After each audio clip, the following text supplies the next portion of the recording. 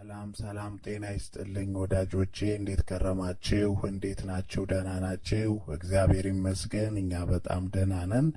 ዛሬ ደግሞ አንድ ጥሩ ነገር ወደ እናንተ ላደርሳችሁ አስቤያለሁኝ ማለት ነው። ባለፈው ቪዲዮአችን ላይ ምንድነው ገና የመግቢያው ቪዲዮ ላይ እንዳደረግነው መተት የተደረገብን ወይም ደግሞ ክፉ ሰው በእኛ ላይ ካደረገብን እኛስ ያንን ነገር በቀጥታ ወደዛ ወደ ላኪው እንዴት አድርገን መመለስ እንችላለን? የጠረጠርነውም ወይም ደግሞ ያወቅነውም ሰውም ካለ እንዴት አድርገን ያንን ወደሱ መመለስ እንችላለን የሚለውን ባለፈው አሳይቻችሁ ነበረ።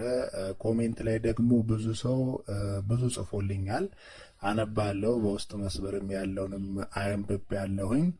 ምንድነው ባናውቅስ እንዴት ማድረግ እንችላለን? የተደረገብን ነገር እንዳለስ እንዴት አድርገን ማወቅ እንችላለን ብላችሁ ጠይቃችሁኝ ነበረ። ለዚህም ደግሞ በጣም ቀለል ያለ ነገር ከባዱን ሳይሆን ውስብስብ ያለውን ነገር ሳይሆን በቀላሉ ልታውቁት የምትችልበት አንድ ቀለል ያለ ጥበብ አለ። እሱን መጠቀም ትችላላችሁ ማለት ነው። ይሄ ደግሞ ምንድነው አንድ ሰው ክፉ አይን ካለበት ወይም ደግሞ መተት ካለበት የሚያውቅበት መንገድ ነው ማለት ነው። ክፉ አይን አረፈ ማለት በቀጥታ እናንተ ጋር ብዙ ነገሮች ገብተዋል ማለት ነው። በአይንም ይሁን በምግብም ይሁን በመጠጥም ይሁን በምንም ይሁን ብቻ ወደ እናንተ ህይወት ገብተው ብዙ ነገሮችን አመሰቃቅለው ጤና ቃውሰው ኑሯችሁን በትነው ሊሆን ይችላል ማለት ነው። ስለዚህ ይህንን ደግሞ ለማወቅ የመጀመሪያ የሚያስፈልገው ነገር አንድ ጎድጓዳ ሳህን ያስፈልጋችኋል። ያ ሁለተኛ ደግሞ ይሄ ኦሊቫ ኦይል የሚባለው ወይም ደግሞ የወይራ ዘይት ተጠቀማላችሁ ማለት ነው። አሰራሩ ምንድነው?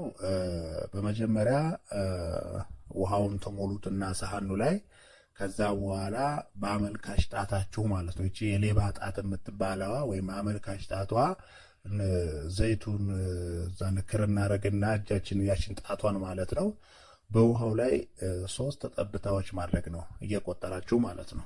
1 2 3 ብላችሁ 3 ጠብታዎች በተከታታይ ታደርጋላችሁ ማለት ነው። ከዚያ በኋላ ጠብታዎቹን ስታደርጉ ጠብታዎቹ ባሉበት እዛው ላይ ጠብ ብለው ተቀምጠው ምንም ነገር ካልሆኑ በቃ አያሳስባችሁ፣ ጥሩ ነገር አለ ማለት ነው እናንተ ጋር። ነገር ግን አንዷን ጠብታ ልክ ቁጭ እንዳለች ልክ ጠብ እንዳለች ብትንትን ካለች ወይም ከተበታተነች ክፉ አይን አለባችሁ ወይም ደግሞ መተት አለባችሁ ማለት ነው። ስለዚህ በዚህ ላይ ይህንን ማወቅ ትችላላችሁ ነው የምንለው ማለት ነው። ስለዚህ ይህንን ለማረጋገጥ ሂደቱን ተደጋግሙታላችሁ።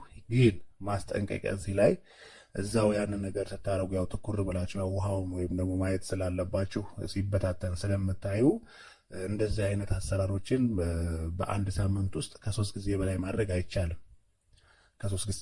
ከ3 ጊዜ በላይ ማድረግ አይቻልም።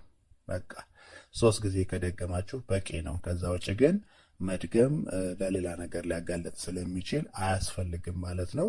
እንግዲህ ወዳጆቼ ይችን ቀለል ያለች ምንም ጸሎት የማያስፈልጋትን አባቶች የሚጠቀሙባትን መጠቀም ትችላላችሁ ማለት ነው። እኛ ጥንት አባቶቻችን ባህር ከፍለው ጋራ ሸንተረሩን ሁሉ ከፍለው ሜዳ አድርገው እንዲሁም ደግሞ መልእክትን ራሱ ቁጭ ብሎ በመመሰጥ ለምሳ ለሚቀጥለው ለሚፈልጉት ሰው ያለ ስልክ ያለ መኪና ያለ ትራንስፖርት ያለ ማንኛውም ወጪ በቀጥታ ከዛ ሰው ጋር ኮሙኒኬት ያደርጉ ነበር ማለት ነው። ስለዚህ ይህንን ነገር ተጠቅማችሁ በላያችሁ ላይ ያለውን ነገር ማየት ትችላላችሁ ማለት ነው። ይህንን ስታደርጉ ባለፈው እንደነገርኳችሁ ንጽህናም ያስፈልጋል።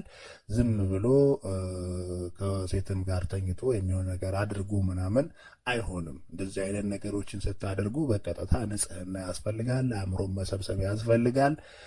ህሊናን ሰብሰብ አድርጎ ነው እንደዚህ አይነት ነገሮች የሚደረጉት ማለት ነው። ስለዚህ ዛሬ ይሄንን አይታችሁ በቀላሉ የምትረጋጉ መንገድ ማወቅ ትችላላችሁ ማለት ነው። በሚቀጥለው እንግዲህ ሌላ ደግሞ የተሻለ ደግሞ ከዚህ ደግሞ በበለጠ ቁጥር 1 ቁጥር 2 እያልኩኝ አቀርብላችኋለሁ። እናንተ የሚጠበቀው ይህንን የቲክቶክ አካውንት ፎሎው ማድረግ ብቻ ነው።